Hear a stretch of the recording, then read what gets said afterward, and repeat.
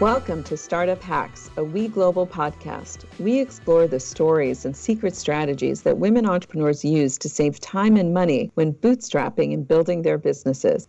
I'm your host, Fernanda Carapinha, and today I'm excited to welcome Samantha Patil. Welcome, Samantha. Thanks for having me. It's our pleasure. Sam is the CEO and co-founder of The Well Traveled, the first members-only social platform for travelers. Prior to starting Well Traveled, Sam built her career in consumer tech and marketing. Her previous roles include leadership positions at Pandora, Snap, and most recently, the Dollar Shave Club. Sam's been featured in multiple podcasts and covered in various publications such as Adweek and Business Insider.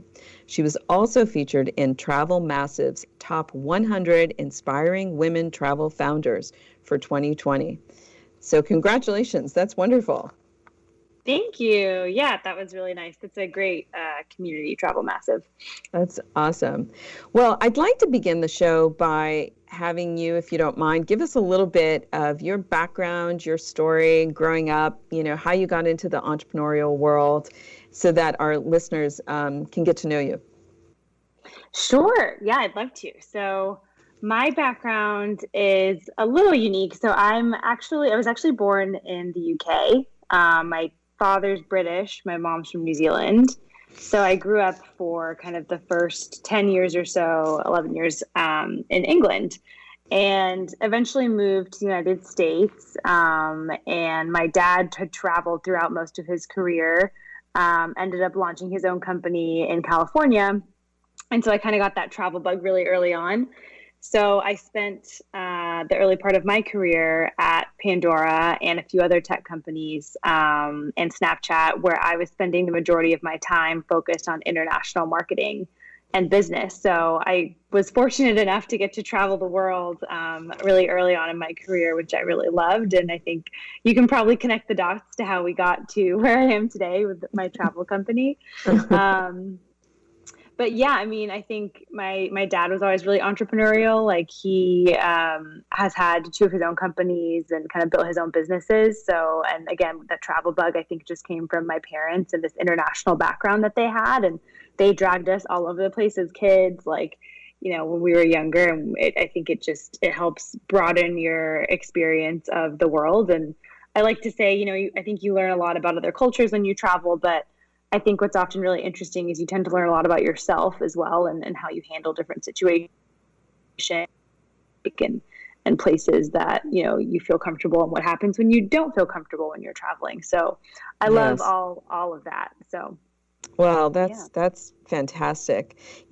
For some of our listeners who perhaps are considering starting their own business and maybe they're working kind of in a corporate environment currently, would you mind talking a little bit about that transition for you and, what happened to kind of flip the switch and have you think, I think I'm going to leave the security of a corporate job and go out on my own?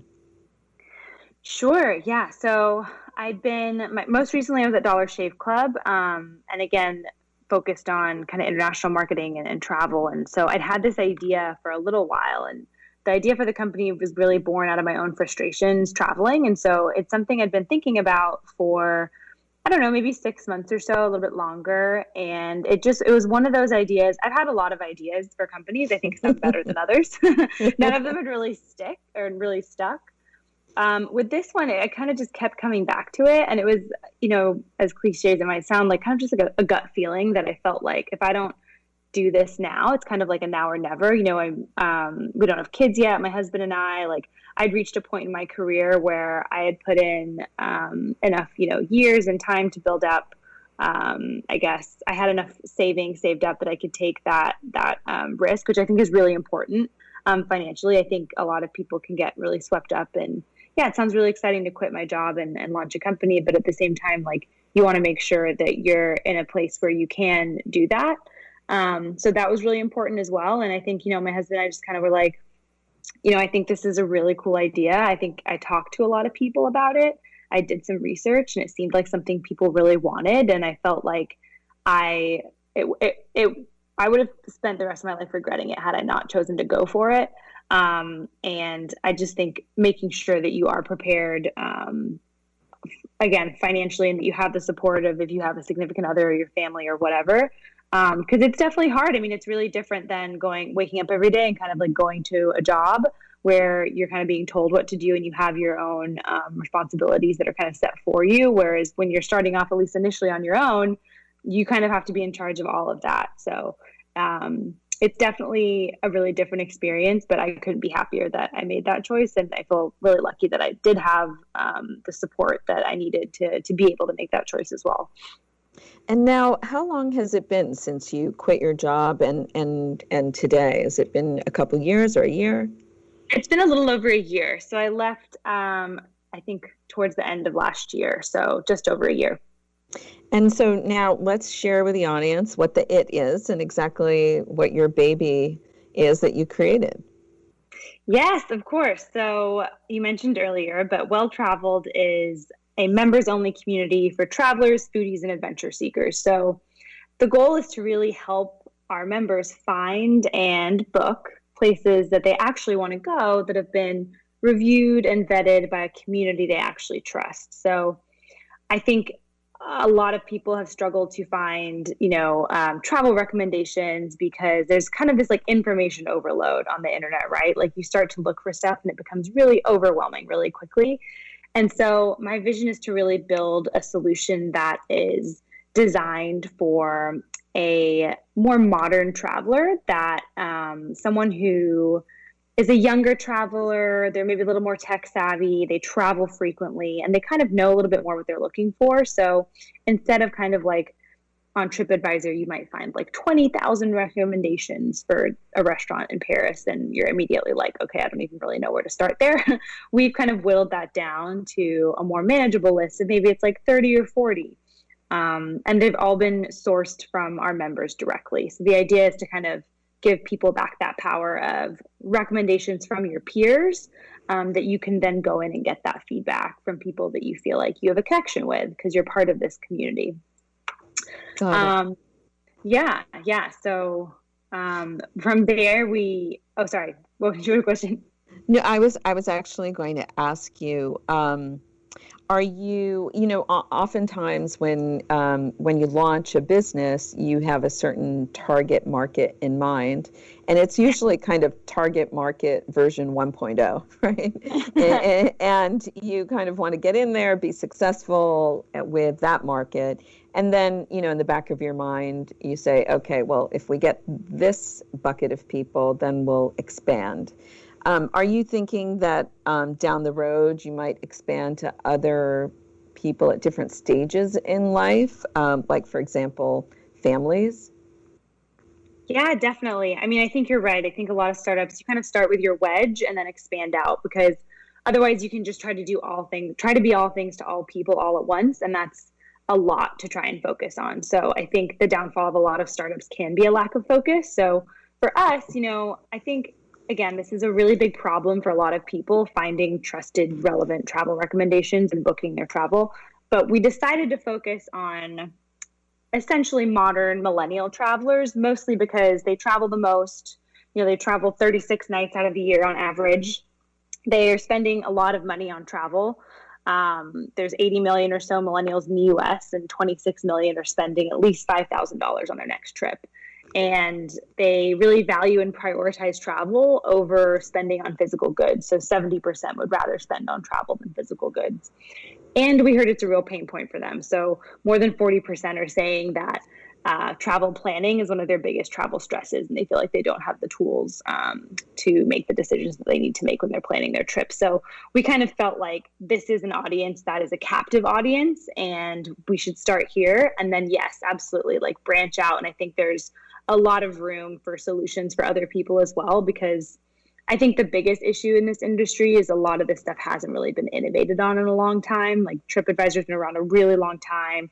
So is Yelp. So is a lot of these bigger companies. And there hasn't been, in my opinion, a lot of innovation to suit the more nuanced needs of today's type of traveler. Yeah, I could not agree with you more. I think it's a huge time commitment when you're trying to plan a trip, especially if it's a special trip, and if you really want to take the time to make sure there's great food and there's great Yeah. activities and there's a great hotel and all of that. And you don't want to get there and feel like, and especially in today's day and age with COVID and the pandemic, everything is Yeah. just more complicated. So Oh, definitely. I would think that the pain point is huge, and it would be welcomed by a lot of people. So congratulations. Thank you. Yeah, I mean, it's the COVID has definitely been really interesting, and I think we launched a booking service a few weeks ago, which candidly we were not planning on launching that until next year, just kind of with everything going on. But we heard from people that they were interested in it, and what I'm seeing and what we're seeing is that people are traveling. It's different. It looks a lot different. They're going on domestic vacations or places that are drivable. They're going with like close family versus like large groups, things like that. But I think that and that change of scenery is really important for people, and just like their self-care, and even just being able to being stuck at home for a long time. Like, we're not designed to do that. People want to go and explore. So I think, with that, there's a lot of uncertainty that's still out there. And so for us, like, we really want people to feel like, hey, we got your back. If Right. you want to go to this hotel, but they have a 2-night minimum, like, we're going to make that call for you and try to get it to a 1-night minimum. Or if you have to cancel your plans, like, we want to help you with that. Or if you want to know which restaurants have done really great job with all their COVID best practices, and maybe which ones haven't figured it out yet, like, we want to help you out with that. So Yeah, trying to that's take excellent. the uncertainty out of it. Yeah, Yeah. that's excellent. Excellent. So let's talk now about some of the time and money related issues that are connected with startup hacks. So as I'm sure you starting out, you're a solopreneur, and I would love to hear some of your time management, self-care, kind of competition, software services, leadership, potentially hacks that you used in order to save time and to maximize your dollars so you could extend that runway while you were building the business. Yeah, definitely. I think the first one is I hired a co-founder. So I started off on my own, but I think, and honestly, I wasn't planning on bringing on a co-founder, but when I initially came up with the idea, I called Casey, my now co-founder, to talk to her about it, because she has this like fantastic background in membership growth and membership strategy and kind of cultivating communities. And she was so passionate about the project, it made sense for her to come and join me and build the company. And I was so excited that she decided to do that. So that's been honestly a huge, and again, like, I think a lot of people might think that they don't need a co-founder, or they don't necessarily want one, but I would say consider it, because it's really nice to have someone who's as invested in the business as I am, and that is comfortable talking about it 24/7 with me, because not everybody is going to want to hear about your company all the time. So that's been really nice. Um, Obviously not everyone has the ability to get a co-founder or find a co-founder, but finding that person, at least, that maybe it's a mentor in some cases, that you feel like you can have those ongoing conversations with, is a really good outlet. Because I think eventually you start staring at things for so long, and you're just thinking, am I losing my mind here? Am I thinking about this the right way? Like, I need another opinion. So that's a big one. I will say I love Audible. I'm a huge fan of Audible. So I listen to a lot of books from different entrepreneurs, as well as just thought leadership books. And for me, the time when I do that, because I was feeling like I didn't have time to read these books, was in the morning. I, take my dog for a walk every morning, make my coffee, and I'll listen to these books. And for me, it's a really nice way to, one, just kind of start my day of listening to other entrepreneurs who have had, a lot of failures and a lot of success, and hearing about how they handled those challenges, and then being able to apply that to what I'm dealing with that day, potentially. Mm-hmm.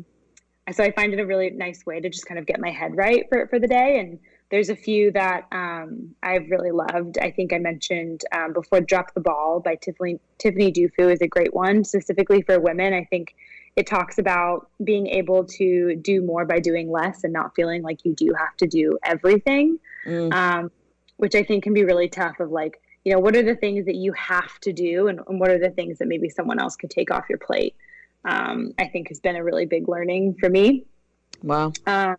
Yeah, it's a really good one. And another one is Everything is Figure Outable by Marie Forleo. She's just an incredible kind of motivational speaker. And I actually have that framed on my desk. It's Everything is Figure Outable, because it's one of those things where everyone hits a wall at some point, and then, just knowing that you can figure it out eventually has been really motivating for me.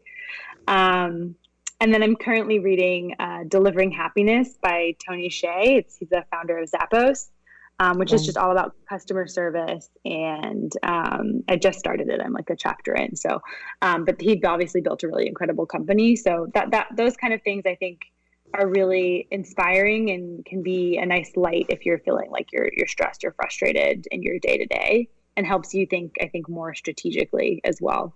Yeah. Those are three really good book recommendations. Thank you. And what about, I recall you mentioning to me at one point some of your time management strategies that were kind of really interesting, and I thought very spiritual, which I think, we can all use a little dose of spirituality in our lives. Yeah, definitely. So there are a couple things. I mean, I love yoga. And so I try to incorporate that at least a few times a week. I think it's really good for your mental and physical state. And even just like exercise in general, I think, and I try to make time. I'm a big time blocker. So I try at the beginning of each week, or maybe like the Sunday night or something, to kind of like look at what I've got going on for the week and try to like block things out within my calendar so that I can feel like I have baked in time for whatever it is that I actually need to do. Some weeks it works better than others, but it's a good like starting point at least, so that I can see what's kind of on my plate. And then I try to then block out that time for yoga, or running, or getting outside. And I found that it's really easy as the day goes on to kind of, that takes a back seat to whatever's going on. But if you block it out in the morning, then you're going to do it, and you've actually made that time to do it, and kind of seeing it on your calendar, I think, makes it more real. I know we also talked about, in terms of managing stress, I started a gratitude journal around almost a year ago. So it's, I think it's called the 5-minute journal, and it really does take, 5 minutes. And I've done it now every day in the morning and the evening since November of last year. So I'm coming up on a year. Wow. But and what it is, you wake up in the morning and you say 3 things that you're grateful for, 3 things that would make today awesome, and then kind of 3 positive mantras that, or it doesn't have to be 3, it could be a couple. And then in the evening, you come back to it and you say, what were 3 great things that happened today, and how could you have made today better? And it's really interesting, because a lot of times the 3 things that I say would make today great, sometimes they happen and sometimes they don't. But it's just a really nice way, I think, to frame up your mind for the day ahead. And it puts you in kind of a positive headspace of, there's a lot of possibility in what shape your day may take. And so I think a lot of that, setting myself up for success, I guess, for my day, I think really helps. Yeah, mindset is really critical. I think a lot of times founders don't give that enough attention, and they just plow through the hardcore work. And sometimes your state of mind and how grounded you are and how open you are to creativity and to idea flow can make the difference between something taking 5 hours and 1 hour. Definitely. Yeah. I mean, I think even from reading a lot of these books from other founders, it's like, honestly, kind of one of the biggest things is your mindset. I think there's a phrase like, whether you think you can or you can't, you're right. And I think it's really true. A lot of it is just having that resilience and doing, and being able to wake up every day and be like, I'm going to keep going. So I think where exercise and kind of, meditation, some of those practices come in, I think it can be really valuable for getting your head, in that right frame of mind. Yeah. And I also, I recall you mentioning something that I wanted you to share with your listeners because I thought it was really good advice. And also, obviously this applies to sometimes the individual. What works for one person doesn't work for everyone. But share with our listeners the idea of compartmentalizing your day and being time and project specific, especially when you were talking about raising capital. Yeah, exactly. So that comes into kind of the time blocking piece where I would set out, a couple hours a day or to work on something specific. But I also try to like theme my days. So like today was a big content day for me and a big website day for me. So I had a few different things that I was working on, but it was mostly dedicated to things that had to do with our product and the website. Whereas yesterday was more of an email marketing day, and I dug into a lot of the emails that we've been sending to customers, and whether that's like our drip campaigns or marketing blasts or what our calendar looks like. So I try to kind of, like you said, compartmentalize. So I'm not just running around frantic all day, because I do find on the days where I don't do that or make a point to do that, I do feel like I kind of have like one foot in something, like my hand in something else, like I'm doing something of this, but then I don't finish that project and everything just feels a little fragmented. But if I can sit down and be like, okay, Thursday, for example, for the fundraising, like I'm going to dedicate, the first half of this entire day to completely fundraising and everything else has to wait. Right. And I think that has been really helpful in actually then getting things done, because you're not as interrupted. You've committed this amount of time or this day or whatever to actually focusing on this one task and kind of minimizing your email, putting that stuff aside. And I found that it helps me be a lot more productive than trying to do it all in one day. Got it. Well, I think that's excellent advice. So we're starting to run low on time, but I have a few more things that I wanted to run by you. So here, get ready for this question. So if you could wave a magic wand, what one thing that drives you crazy do you wish someone would find a solution for that would help you with your productivity and or your sanity? That's such a good question.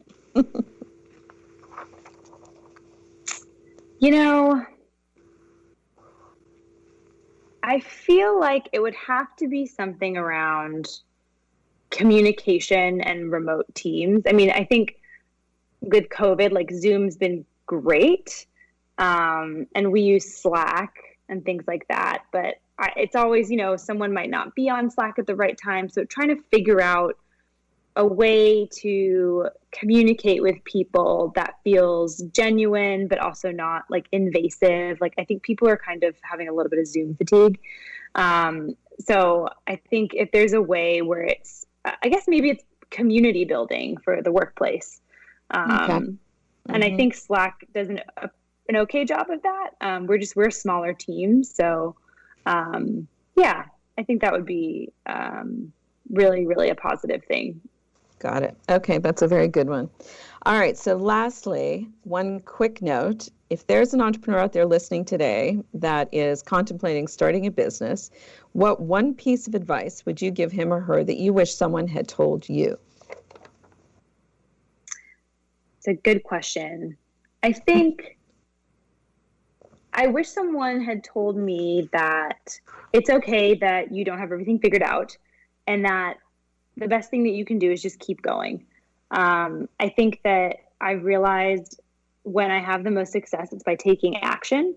So even if I don't know if that action is exactly what it's supposed to be, but doing something is better than doing nothing. So another quote that I really like is, don't let perfect get in the way of progress. So I think early on, I spent a lot of time trying to make everything perfect, and it was at the expense of progress.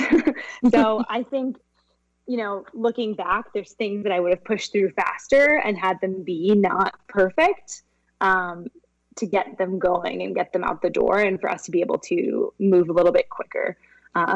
So I think that is more important than having everything all figured out. It's just being willing to take that risk and take that next step and take that action. Nice. Thank you. So thank you, Samantha. This is the end of our show. Thank you for being on Startup Hacks today. Your insight and suggestions were really helpful. If our listeners would like to reach out to you or learn more about your company, where should they go? Yeah, I'm available at Samantha at welltraveledclub.com. It's traveled with one L. Our website is welltraveledclub.com, and our Instagram is also at welltravelclub. Well, best of luck with the launch, growth, and huge success with your platform. Thank you for joining Startup Hack. Tune in next week for more interviews. We have another great show you won't want to miss on the secret female founder strategies that can save you time and money when building your business. This podcast is brought to you by Women Entrepreneurs Global, the first startup studio and digital do-it-yourself startup platform for women. For more information on our guests, this podcast, and many other female founder programs, please visit womenentrepreneurs.global. I'm your host, Fernanda Carapinha. See you next week.